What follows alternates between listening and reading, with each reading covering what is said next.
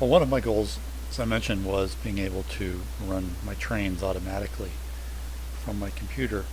And I showed you in the previous video how you can record sequences of button pushes and other operations on the screen and save that sequence and replay it over and over.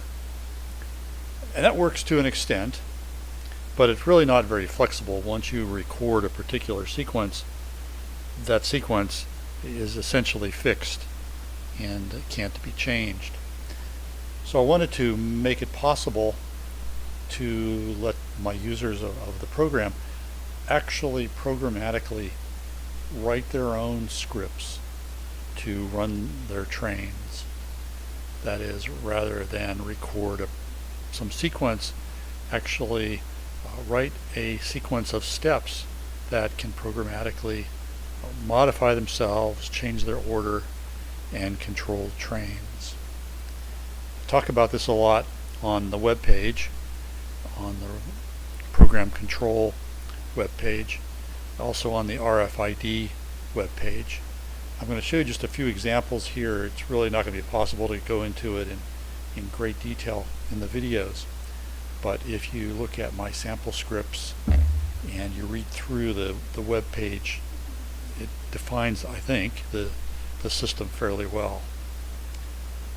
So to do that, we're going to start by running the RTC program, connecting up to the TIU.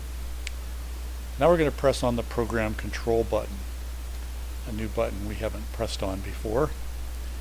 This is the button that lets us run scripts. So a script is a program in itself written in a language called Lua.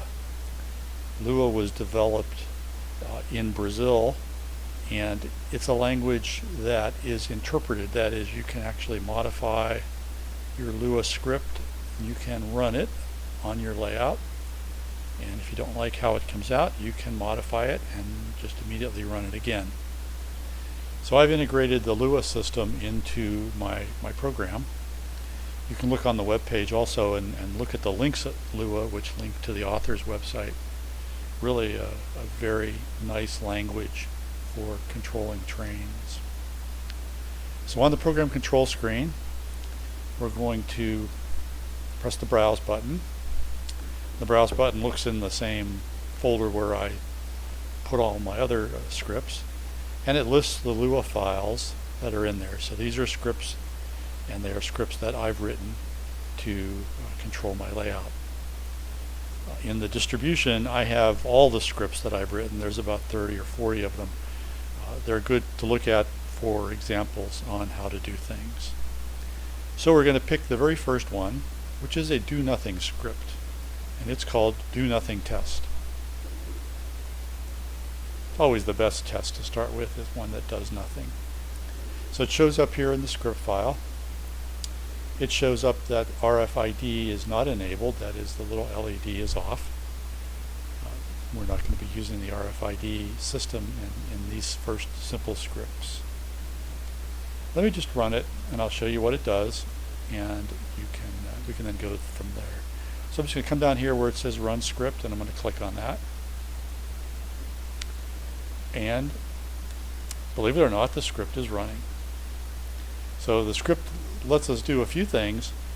It lets us define push buttons that can do special operations, and it lets us define counters where we can actually increment the counters to show how the script is progressing. In this case, I'll show you the script in a second, but it's running every 10 seconds. It's incrementing this counter that I call a do nothing counter. So I'm going to press stop, and that will stop it. Notice the runtime was green, and now it's showing red. It shows that we've run for 37 seconds. On this screen, we also have a separate button. If we just want to compile the script but not run it, we can press the compile script button. We don't have to press that, though. If you press run script, it will compile the script and run it.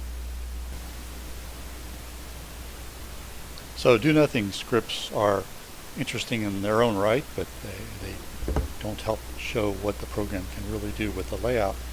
So I have another slightly more complex script. Click the Browse button, and I've named it simple.lua. What it is, it's a simple script that turns off the smoke in case the smoke is on my engine, and then it blows the whistle once every 10 seconds. So I'm going to run that script for you. Again, here on the program control window, it shows up on the script file. I press the Run Script button.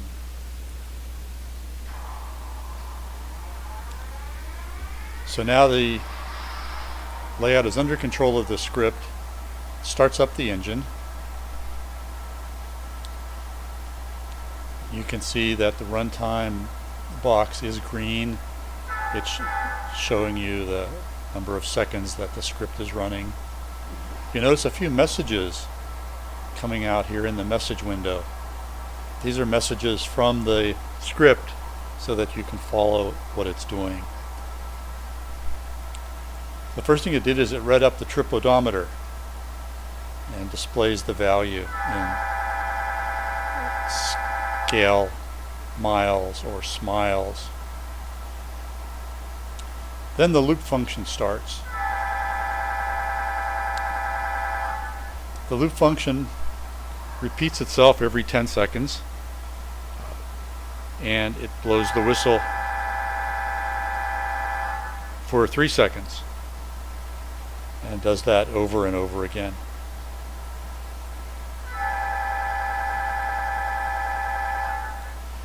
And again, if you look on the documentation on the web page, you can see all of the other functions that are available.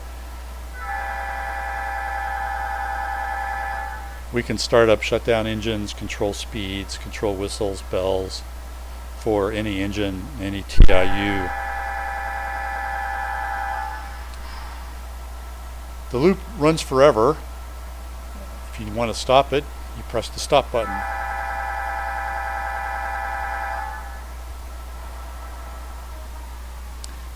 And the stop calls a function called cleanup in your script, and in my script that cleanup function shuts down the engine and displays the trip odometer again. You might notice that on this particular script we didn't move the engine, so the trip odometer is the same, both the starting trip odometer and the ending trip odometer. So now I'm going to show you a much more complicated script. This one is called Stop and Go, and it will run the engine for a distance, stop it, start it back up, run it again for the same distance, and repeat that over and over. You also notice I took the liberty here of changing the position of my camera so that you can see a little bit more of the layout. So we're going to go to the program control screen, hit the Browse button, find our script. There it is, stopandgo.lua. Press the Open button. And then I'm going to just press on Run Script. The first thing it's asking is what distance do we want it to run between stop and goes, and I'm going to put in 1/4 of a smile. And then the script takes over. So the first thing the script does is it starts up the engine. You notice in the message window you'll be seeing some messages that are coming from the script describing where it is and what's going on.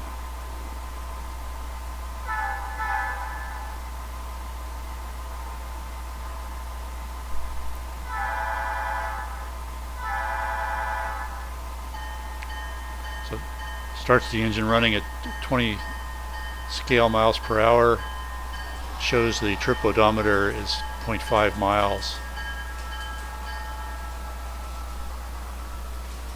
So as the engine runs, it's printing out the trip odometer, and when we see that it gets up to 1/4 mile, it will stop the engine.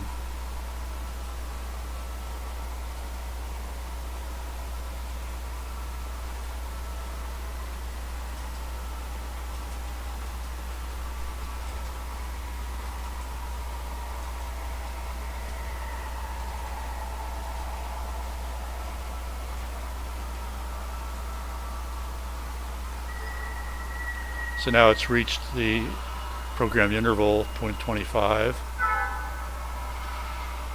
Notice the trip odometer now, of course, has stopped moving since the engine has stopped.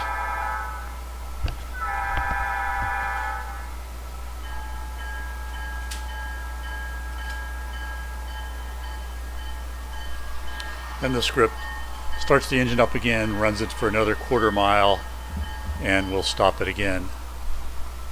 So we'll let this go just one more time.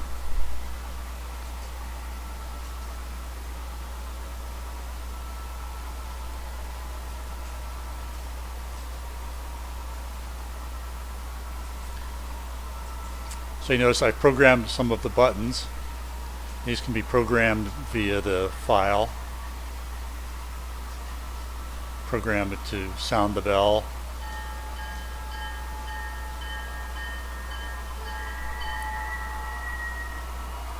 Also can manually print out the interval or the trip odometer. This counter, also programmed by the script, labeled stop and go, tells you how many times the script has gone through the stop and go loop.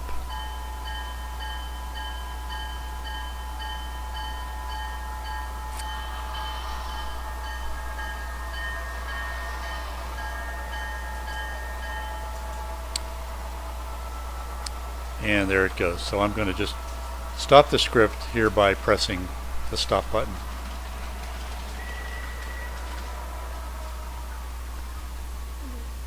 And the script's cleanup function is run, which shuts down the engine.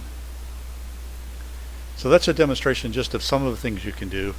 You really need to take a look at the Lua files in the distribution zip file and read my web page.